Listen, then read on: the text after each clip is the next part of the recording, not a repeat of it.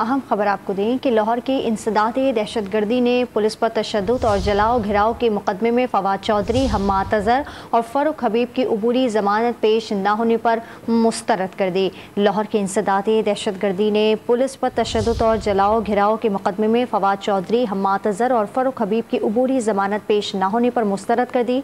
तफसीलात जानते हैं डॉन न्यूज़ के नुमाइंदे राना बिलाल से। राना बिलाल, मजीद क्या तफसीलात हैं, बताइएगा। जी देखें, लाहौर की इंसदादे दहशतगर्दी अदालत ने पुलिस पर तशद्दुद और जलाओ घिराव और कार्य सरकार में मुदाखलत के मुकदमे में फवाद चौधरी, हम्माद अजहर, फरूख हबीब समेत दीगर की अबूरी जमानतें आज तक मंजूर कर रखी थी। आज जब केस की दोबारा समाअत हुई तो फवाद चौधरी, फरूख हबीब और हम्माद अजहर अदालत में पेश नहीं हुए।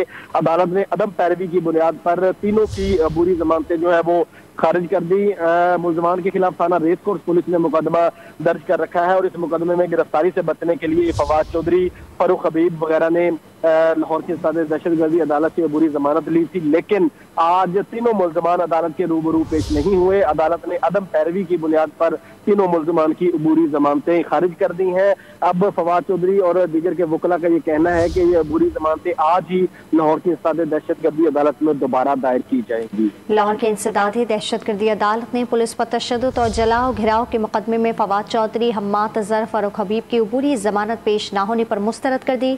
तफसीलात दे रहे थे डॉन न्यूज़ के नुमाइंदे राना बिलाल। आपका बहुत शुक्रिया।